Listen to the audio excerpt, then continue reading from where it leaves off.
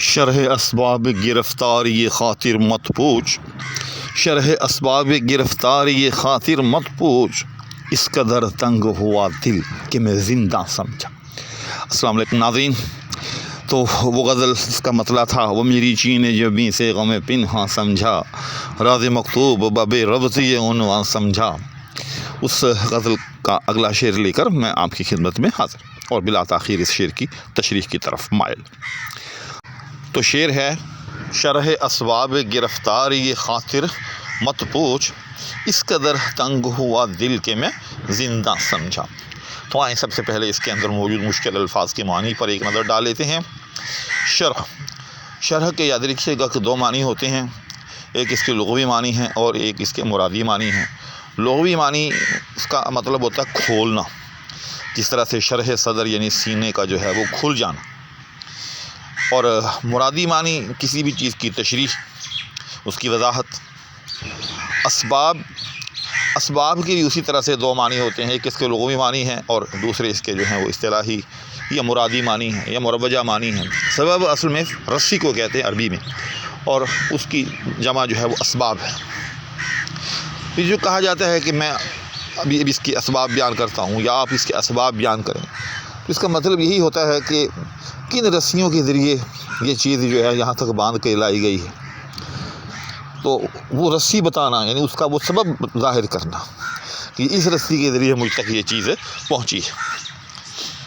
گرفتاری خاطر، گرفتاری ہے، کسی چیز کو جو ہے باندھ دینا، جس طرح سے کہا جاتا ہے کہ فلاں آدمی جو ہے وہ جیل میں گرفتار ہے۔ اصل میں گرفتار کا لفظ بھی گرفتگی یا گرفتہ سے ہے، یعنی کسی چیز کو پکڑ لینا۔ خاطر کے بارے میں یاد رکھیں کہ اس کے معنی طبیعت کے ہیں۔ یہاں خاطر کے بہت سے معنی ہوتے ہیں، جیسے ہم کہتے ہیں کہ یہ کام میں نے اس کی خاطر کیا، یعنی اس کے لیے کیا، تو ان معنی میں بھی ہے، یہ کے لیے کے معنی میں بھی مستعمل ہے۔ اس کے علاوہ خاطر کی ایک جمع خواتر ہوتی ہے، اور عام طور پر جب ان معنی میں جن کو اب میں بتانے جا رہا ہوں جب یہ مستعمل ہوتا ہے تو خواتر کا لفظ مستعمل ہوتا ہے، یعنی خیالات، دل میں جو وساوس گزرتے ہیں ان کی علماء نے جو ہیں وہ درجہ بندی کی ہوئی ہے۔ حواجس، اسی طرح سے خواتر، تو ان میں ایک درجہ جو ہے وہ خواتر کا ہے، اس کی واحد خاطر ہے، یعنی کسی خفیف سے خیال کا دل پر سے گزر جانا۔ جبکہ ایک معنی اس کا طبیعت ہے، یہاں مراد جو ہے غالب نے جو لیا ہے وہ طبیعت کے معنی میں ہی جو ہے وہ لیا ہے۔ اس کے بعد اگلا جو مصرع ہے اس میں ایک ہی لفظ ہے زندہ، جس کو قید خانہ کہتے ہیں۔ تو یہ ہوگی اس کی کچھ معنوی وضاحت۔ اب آتے ہیں اس کی تشریح کی طرف۔ سب سے پہلے تو یاد رکھیے گا کہ مت پوچھ کا لفظ یہ ظاہر کر رہا ہے کہ یہ شعر جو ہے غالب اپنے کسی دوست کو، اپنے کسی ہم نوا کو سنا رہا ہے، اس کو بتا رہا ہے، اس کو مخاطب کر کے یہ شعر کہا جا رہا ہے۔ غالب کا جو دوست ہے، جو اس کا ہم نوا ہے، جو اس کا ہمراز ہے، غالب کے ساتھ اس کی طبیعت کے حوالے سے کچھ ڈسکشن کر رہا ہے۔ تو غالب اس کو کہتا ہے کہ یار چھوڑ، تم میرا احوال مت پوچھ۔ یہ مت پوچھ کا لفظ اس لیے ہے۔ تو اب ذرا ہم اس کی جو ہے معنوی مزید وضاحت کرتے ہیں کہ شرح اسباب گرفتاری خاطر مت پوچھ۔ آپ اس کو خاطر سے الٹا ترجمہ کرنا شروع کر دیں، وضاحت ہوتی چلی جائے گی کہ طبیعت کی گرفتاری کے اسباب کی وضاحت اے میرے دوستو مت پوچھ، مت مجھ سے طلب کر۔ یعنی اس کے دوست نے یہ پوچھا کہ آپ کی طبیعت جو ہے وہ کتنی اداس ہے۔ اچھا، یہاں ایک بڑا اہم لطیف نقطہ ہے۔ ایک سوال یہ ہو سکتا تھا کہ آپ کی طبیعت کیوں اداس ہے، یہاں یاد رکھیے گا کہ کیوں مراد نہیں ہے، بلکہ یہاں مراد جو ہے وہ کتنی ہے، کہ آپ کی طبیعت کتنی اداس ہے۔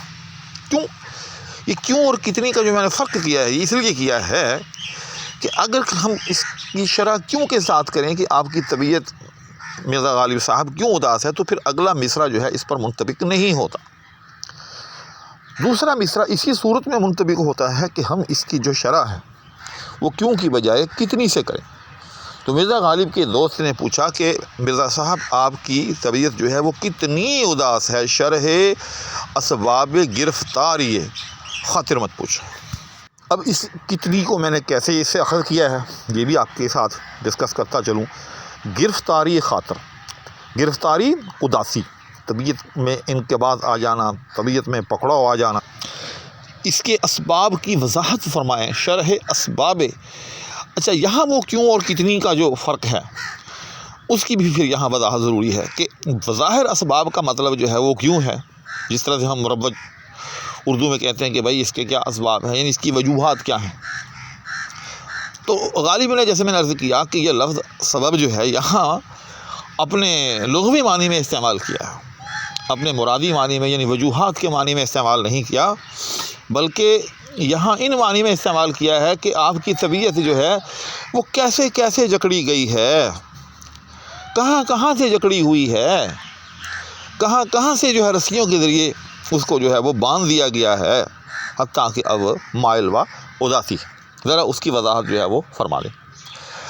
اچھا یہاں ایک اور بات کی جو ہے وضاحت وہ بھی ضروری ہے، جس کا تذکرہ بھی ضروری ہے کہ شرح اسباب ایک کتاب ہے، اس کا نام ہے۔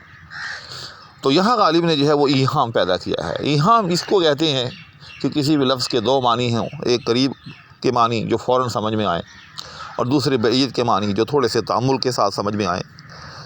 شاعر جو ہے جب اس قسم کا لفظ استعمال کرتا ہے تو قاری کو تھوڑا سا یوں سمجھیں کہ حیرت میں ڈالنے کے لیے، یا اس کو تھوڑا سا یوں سمجھیں کہ ڈیٹریکٹ کرنے کے لیے ایسا کرتا ہے کہ قاری کا ذہن جو ہے فوری طور پر جو ہے وہ قریب کے معنی کی طرف منتقل ہوتا ہے، جبکہ شاعر کی مراد جو ہوتی ہے وہ دور کے معنی ہوتے ہیں۔ جیسے یہاں شرح اسباب، تو جن لوگوں کو وہ کتاب معلوم ہے تو ظاہر ہے ان کا دماغ فوری طور پر جو ہے اس کتاب کی طرف جائے گا، لیکن غالب کی مراد جو ہے یہاں وہ کتاب نہیں ہے، بلکہ غالب کی مراد تو شرح اسباب جو دو لفظ ہیں وہ مراد ہے۔ تو یہ بھی اس کے اندر جو ہے ایک چیز موجود ہے۔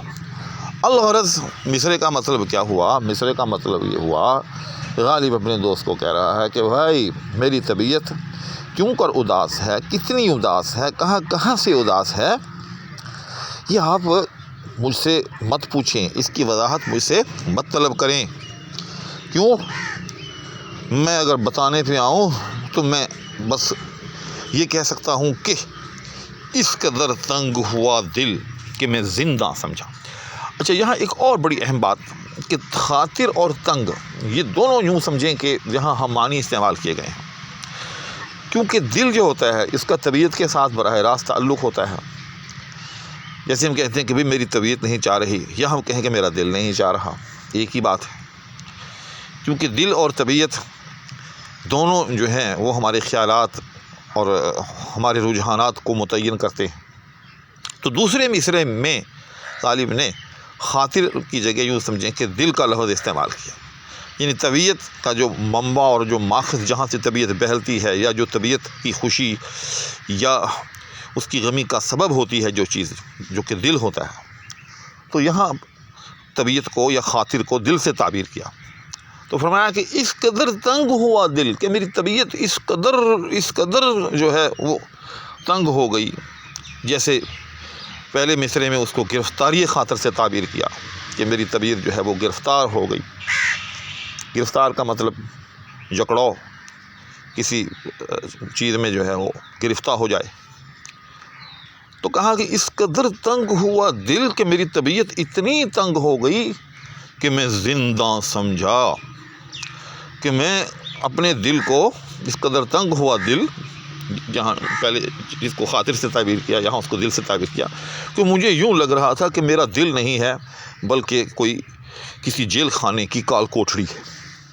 چونکہ جیل کے اندر جو کال کوٹھڑیاں ہوتی ہیں ان سے زیادہ تنگ کوئی مکان جو ہے دنیا میں بنایا نہیں جا سکتا، اس کا تصور نہیں کیا جا سکتا۔ تو اس طرح سے غالب نے اپنی طبیعت کی تنگی اور اپنی طبیعت کی اداسی کو یہاں بیان کیا۔ اچھا اس میں جو کہ غالب ہی کا خاصہ ہے کہ غالب الفاظ کی جو مناسبتیں ہیں، جس کو رعایت لفظی بھی کہتے ہیں، وہ بڑی ڈھونڈ کے لاتے ہیں۔ جیسے یہاں پہلے مصرعے میں شرح اسباب گرفتاری خاطر، پھر تنگ اور زندہ، گرفتار کا لفظ جو ہے یہ زندہ کے ساتھ براہ راست تعلق رکھتا ہے، اسی طرح سے شرح کے ساتھ براہ راست تنگ کا لفظ جو ہے وہ تعلق رکھتا ہے، دونوں آپس میں جو ہے متضاد ہیں۔ تو یہ مناسبتیں بھی اس شعر میں جو ہیں وہ ڈالی گئی۔ الخلاصہ شعر کا مطلب یہ ہوا کہ اے میرے دوست، مجھ سے میری طبیعت کی اداسی کی کیفیت اور اس کی وضاحت تو مت طلب کر، بس میرا دل اتنا تنگ ہے اس وقت کہ وہ مجھے یوں لگ رہا ہے کہ کسی جیل خانے کی کال کوٹڑی۔ تو ناظرین، چاہتا تو یہ تھا کہ ایک آدھ شعر اور بھی اس کا شامل کرتا، لیکن کیا کروں کہ جب تک مکمل وضاحت نہ کر لوں دل آگے چلنے کو نہیں کرتا، اور اس وضاحت میں جو ہے پھر اچھا خاصا ٹائم جو ہے صرف ہو جاتا ہے۔ لہذا یہی اجازت چاہوں گا، انشاءاللہ العزیز اس غزل کے اگلے شعر کے ساتھ پھر حاضری ہوگی۔ اس وقت تک فقیر کو اجازت۔ آپ سب لوگوں کے لیے جو بھی میرے چینل سے وابستہ ہیں، ڈھیروں دعاؤں کے ساتھ، اور اپنے لیے بھی دعاؤں کی درخواست کیا۔ اللہ حافظ۔